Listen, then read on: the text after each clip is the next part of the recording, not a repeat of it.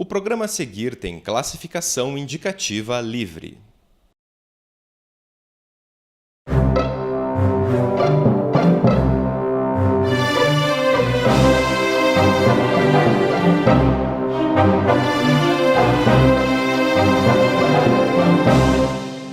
Olá, está começando mais um Nuevo Debate. O programa é uma parceria entre a UFPR-TV e os programas de pós-graduação em Tecnologia e em Administração da Universidade Tecnológica Federal do Paraná. O assunto de hoje é a violência contra a mulher no trabalho. E a minha convidada é a professora Maria Sara de Lima Dias, do Departamento de Estudos Sociais da UTFPR. Bem-vinda, professora. Obrigada.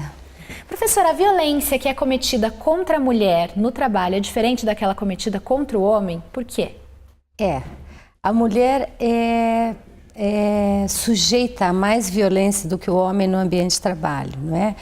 É uma configuração de diferentes motivos. Quando você começa a analisar essas diferenças, que se refletem em padrões de relacionamento, em retorno salarial pelo trabalho, em abordagem, em hierarquia, cargos de comando. Então, essa diferenciação, né, no ambiente profissional entre homens e mulheres, ela é muito grande, né? Nós sabemos, por exemplo, que as mulheres assumem poucos postos, né, na hierarquia das organizações de comando, né? Historicamente, os homens assumem mais, né? Então, eles têm uma carreira muito mais ampla e muito mais remunerada do que a mulher, né? Então, essa é uma grande diferença. A mulher, dentro do trabalho, no ambiente de trabalho, ela muitas vezes tem que lutar para se afirmar como dona do saber, né? Para o seu fazer ser valorizado pelos colegas. Então, nós não temos relações igualitárias, né? Infelizmente, ainda hoje, há uma diversidade de relacionamento entre homens e mulheres no ambiente organizacional. Lógico que não podemos generalizar, temos instituições, organizações de trabalho que são mais democratas e que primam, talvez, por um padrão de igualdade nas relações, né? Mas, em geral, se tratando de Brasil, principalmente, não é? Existe ainda muita diferença entre o trabalho feminino e o trabalho masculino. Agora, por que isso acontece? Nós podemos dizer que é uma cultura patriarcal, uma cultura machista, uma cultura às vezes homofóbica também dentro das organizações brasileiras, que faz com que esse fenômeno da violência se perpetue, não é? E se manifeste de uma forma muito diferenciada em relação às mulheres, né? Elas são mais sujeitas e assujeitadas a ações truculentas, a ações de violência, são mais cobradas do que os homens. E isso é um processo que historicamente vem se instituindo dentro das organizações de trabalho, né? Então, por um lado, você tem a Organização Internacional do Trabalho, você tem políticas públicas, né, primando pela igualdade de direitos, falando de igualdade de direitos, de relações de trabalho, mas quando você olha a realidade, começa a investigar as empresas, as organizações e as relações sociais que se estabelecem no ambiente dessas organizações, você vê que há uma diferenciação de padrão, né, entre o trabalho do homem e o trabalho da mulher. E a mulher sendo sujeita e assujeitada a ações de violência, né, tendo sempre que provar o seu valor e tendo sempre que superar obstáculos para se manter e poder trabalhar de uma forma que mantenha alguma qualidade de vida, algum padrão de vida com qualidade, né? A professora citou um ponto importante que é a diferença salarial, né? E essa diferença do salário de homens e mulheres, os homens ganhando mais, ela acontece em todos os níveis de escolaridade, né? Desde a mulher com pouca escolaridade até a mulher com muita escolaridade. Por que isso ainda acontece, professora, e de que forma que essa diferença salarial acaba afetando a mulher não só no ambiente de trabalho, mas na sociedade? Ótimo. Bom, existem estudos da Organização Internacional do Trabalho e especificamente que mostram um relatório da América Latina, né? Então, essa diferença salarial entre homens e mulheres, ela se estabelece no mundo todo, né? Na Europa, já não está tão acentuada, 28%, né? 30% de diferença salarial entre homens e mulheres em todos os postos hierárquicos. E na América Latina chega a 58%. né? 58% de diferenças salariais.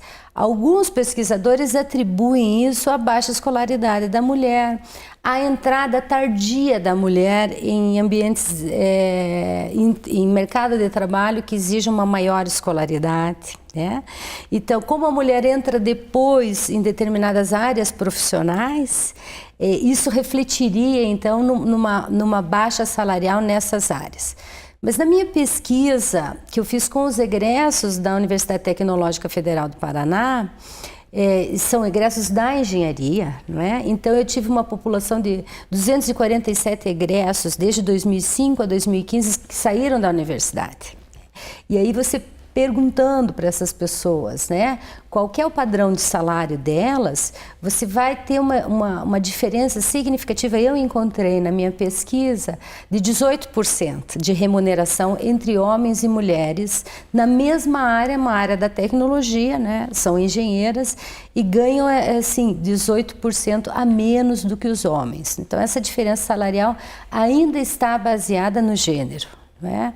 Aí você me perguntou por que essa diferença se estabelece. Então, alguns autores atribuem a baixa escolaridade, então a minha pesquisa prova justamente o contrário, que mesmo as mulheres mais remuneradas e que trabalham em organizações complexas de tecnologia de ponta tendem a receber um salário diferenciado, né? As organizações em geral atribuem isso à pouca flexibilidade da mulher. Quer dizer, a mulher não vai poder viajar, ela não vai poder trabalhar em outras organizações, ela não tem essa flexibilidade por causa das outras relações sociais que estabelece, por causa do papel de mãe, por papel de esposa, não é? Então, eu acredito, é uma hipótese, não é? As pessoas podem até discordar, né? De que dentro dos estudos organizacionais nós vamos identificar que talvez a crença esteja nisso, né? Uma crença, uma representação social de pouca flexibilidade, de pouca, né? Então aí talvez isso seria um dos argumentos das organizações que a gente tem que combater, não é? Até porque a mulher trabalha tanto o mais ainda do que o homem. O que elas têm feito na realidade é trabalhar mais do que o homem. Então, as mulheres em geral, para combater esse preconceito nas organizações do trabalho, para não serem alvo de diferenciações de promoções de salário e para buscarem essa igualdade, o que elas têm feito é estratégia de sobrevivência num ambiente violento das organizações. E aí, quando a gente fala em violência, a gente fala de violência no trabalho, né? Violência moral, assédio principalmente. Então, elas trabalham muito mais. Então, para provar que ela é tão capaz quanto o homem, ela acaba trabalhando muito mais, fazendo horas extras, ficando até tarde na empresa e tendo uma cobrança subjetiva, pessoal, muito maior. Ela não pode errar, não é? Sendo que errar faz parte, somos humanos, todo ser humano erra, não é?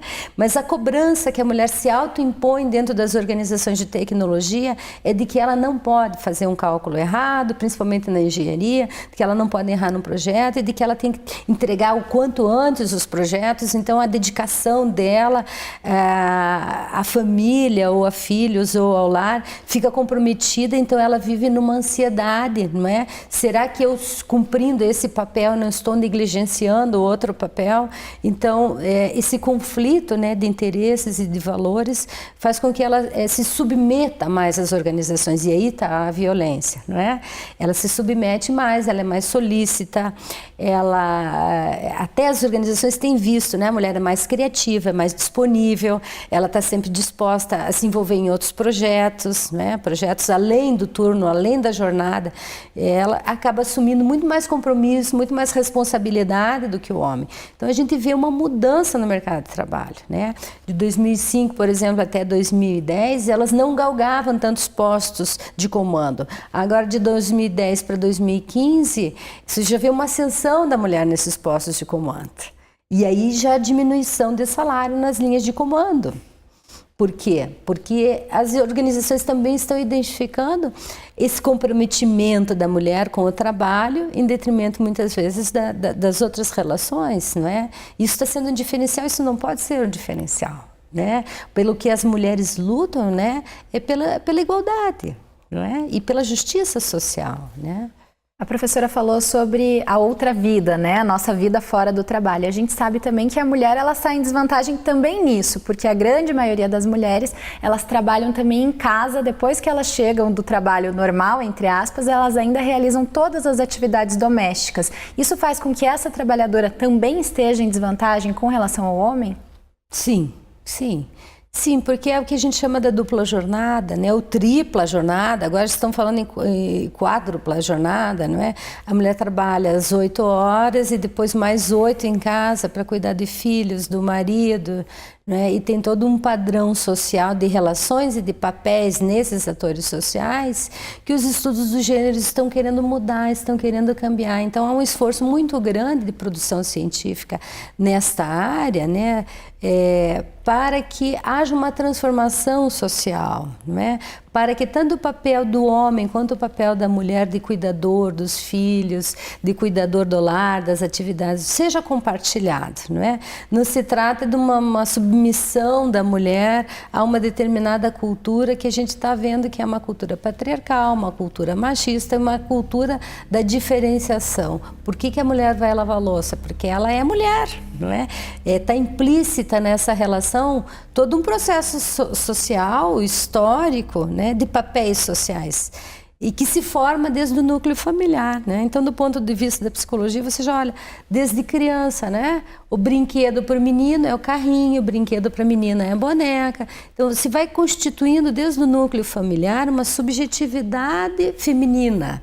O que é ser mulher e uma subjetividade masculina, o que é ser homem, né? E em relação também à vida afetiva e emocional, né? Porque o homem não chora, né? O homem apanha, mas não chora, vai lá e bata no seu amigo, revide, reaja. E a mulher não, você é feminina, você tem que ser delicada, você não pode revidar, você não pode, né? Você chora, né? E fica no seu canto. Então, o que é ser mulher? O que é ser homem, né? E quanto a gente não reproduz nas nossas relações cotidianas esses estereótipos de papéis sociais, né? Isso que a gente já recebeu como legado de uma cultura, como legado de uma história, não é? Nós contribuímos para reforçar esses estereótipos ou nós estamos mudando esses estereótipos, né? Acho que cabe a cada uma de nós, mulheres, né, esse esforço de mudança de papel social, não é? Porque a nossa ação no mundo transforma o mundo, não é? A gente não está aqui só como um ator social reprodutor da realidade. A gente está nessa vida, né, como um ator social transformador da realidade. Só que nós, quando chegamos ao mundo, nos apropriamos do mundo que já está dotado de valores, do que é o significado de ser homem e o que é o significado de ser mulher. Mas você para e pensa, não é? De todos os animais, o animal humano é aquele que é a relação sexual, a relação de gênero não se estabelece só pela carga biológica, bioquímica, não é? E quer dizer, então tem todo um artefato social aí que vai estabelecer elementos que vão fazer com que você se identifique com um determinado papel social e atribua esse papel social um valor que ele tem ou não tem, né? Depende das escolhas que você fizer de transformação disso. O tema do novo debate de hoje é a violência contra a mulher no trabalho. Voltamos depois do intervalo.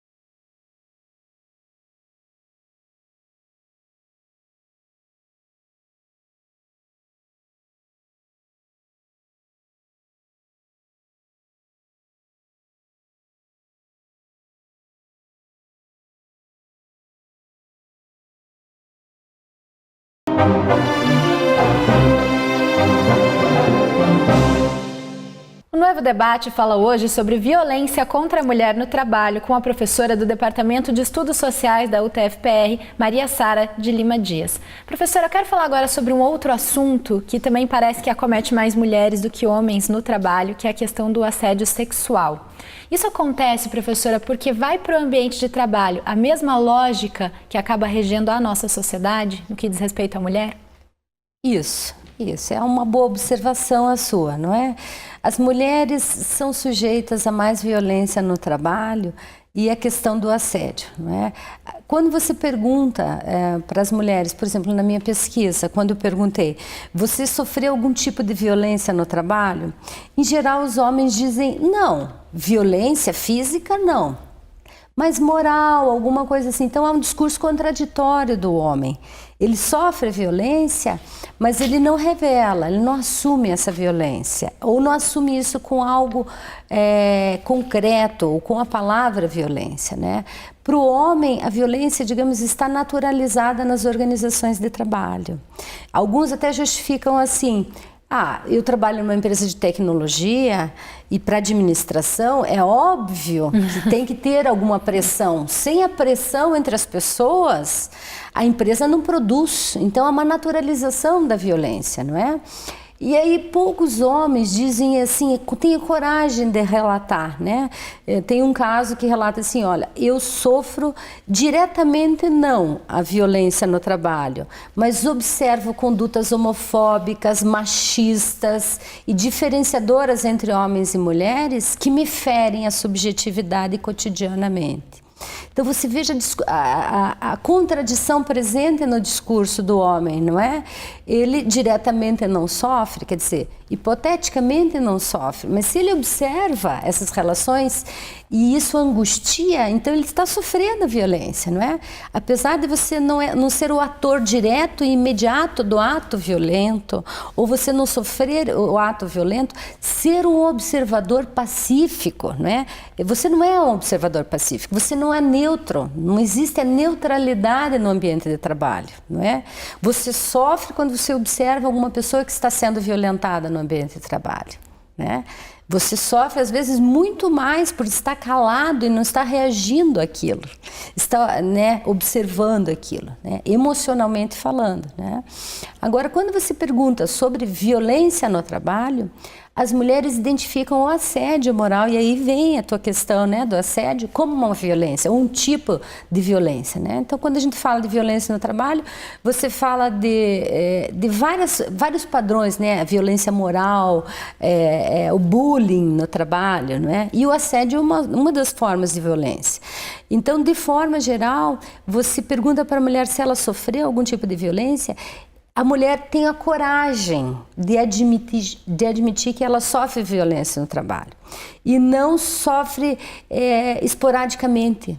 A mulher sofre quase que cotidianamente nas relações de trabalho algumas formas de preconceito, né? Seria uma violência branda ou velada, não é? Mas que configura realmente uma forma de discriminação e, portanto, de violência no trabalho. Dentre essas formas de discriminação, quando você questiona sobre o assédio, o percentual entre homens e mulheres, né, é muito maior das mulheres, né? Então, as mulheres sofrem assédio cotidianamente no ambiente de trabalho, né?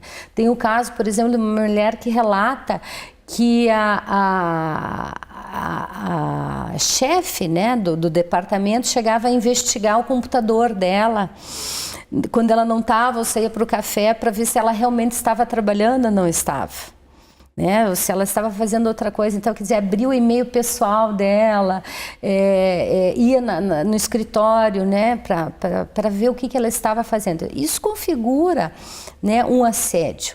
E aí você diz assim, o assédio é só do homem em relação à mulher?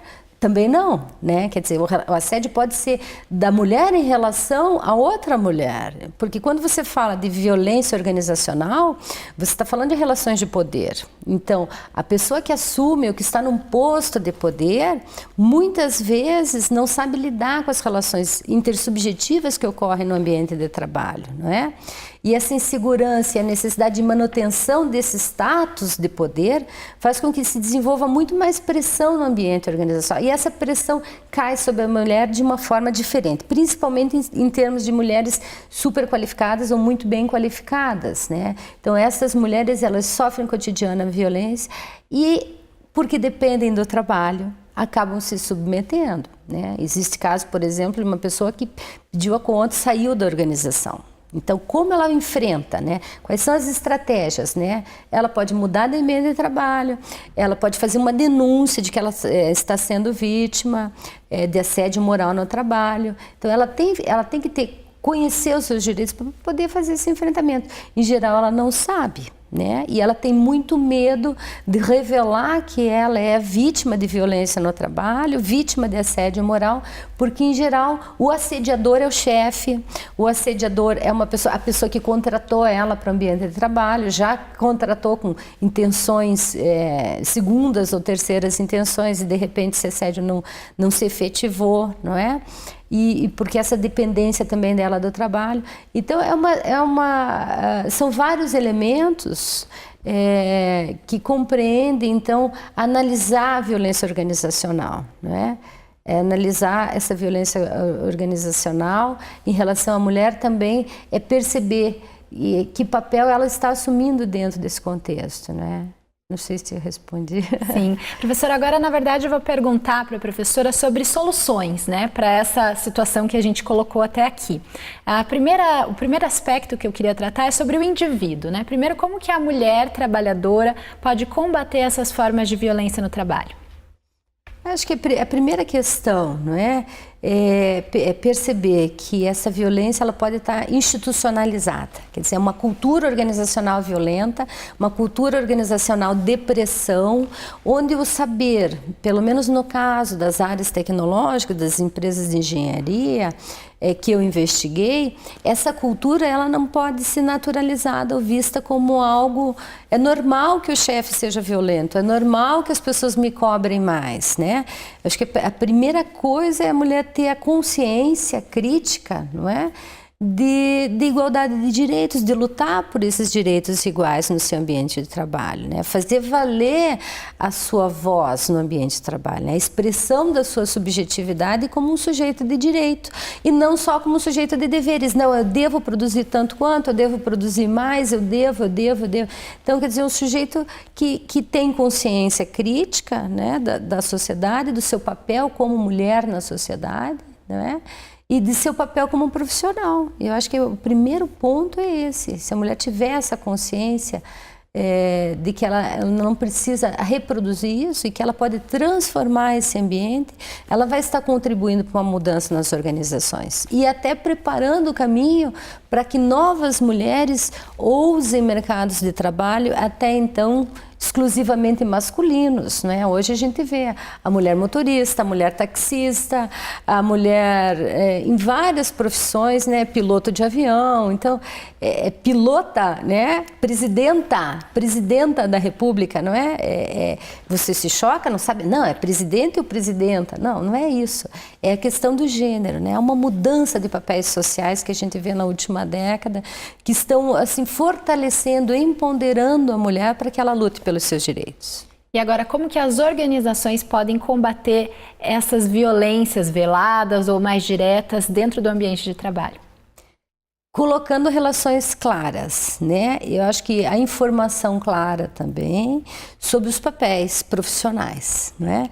Você tem uma empresa, tem uma carreira dentro de uma organização de trabalho e essa carreira, ela não deve discriminar ou homem ou mulher ou discriminações étnico-raciais, não é? Porque você imagina, não é? A pessoa ainda sofre também discriminações étnicas e raciais, quer dizer, a mulher engenheira negra, pronto, né? Ela vai assumir um comando de uma grande obra, né? Principalmente, por exemplo, na engenharia civil, né? Você veja, as mulheres estão dentro das engenharias, mecânica, eletrônica e tal. A que tem uma procura maior por mulheres é a engenharia civil. Engenharia civil, a mulher assumiu um posto de comando, né? Em determinadas condições, né? Eu acho que o núcleo desse problema da violência e como as organizações podem combater essa violência é definindo os papéis de trabalhadores e de trabalhadoras como sujeitos de direitos, né? E não só como sujeitos de deveres, sujeitos de obrigações, não é? E instituindo também boas relações no ambiente organizacional, né? A pressão aumenta a produtividade da empresa, a empresa tem que ser violenta para ser produtiva? Não, não tem, né? Muito pelo contrário, a gente percebe que o ser humano é mais produtivo, mais criativo em organizações que não exercem tanta pressão, ou seja, em que ele pode escolher seu tempo de trabalho, seu tempo de descanso, seu tempo de lazer, aí ele consegue criar mais e manifestar essa criação e fazer com que a empresa seja mais produtiva, né? Então não é uma solução, a pressão, né? Não é uma solução, é muito mais um problema para as organizações. Então as organizações de trabalho têm que enfatizar a criatividade do humano, né? Valorizar esse humano como um ser criativo, um ser produtivo e um ser que merece ter outras relações para além das relações do trabalho, né? Relações afetivas, emocionais, familiares, né? Que o ambiente organizacional propicie isso, né? Oferecer creches para as mulheres, né? Oferecer condição para que os homens, né, acompanhem mais o desenvolvimento dos seus filhos, né? Que os homens tenham mais tempo de permanência com seus filhos, né? Que a atribuição de cuidado não seja exclusivamente da mulher, né? Então eu acho que as organizações elas podem e devem, né, permitir espaços de reflexão e espaços de acolhimento. Professora, foi um prazer recebê-la no Nuevo. Muito obrigada. Eu que agradeço. Obrigada. Até a próxima. Você encontra mais informações sobre o assunto que tratamos hoje no site nuevo.org.br. Obrigada pela companhia e até a semana que vem. Tchau!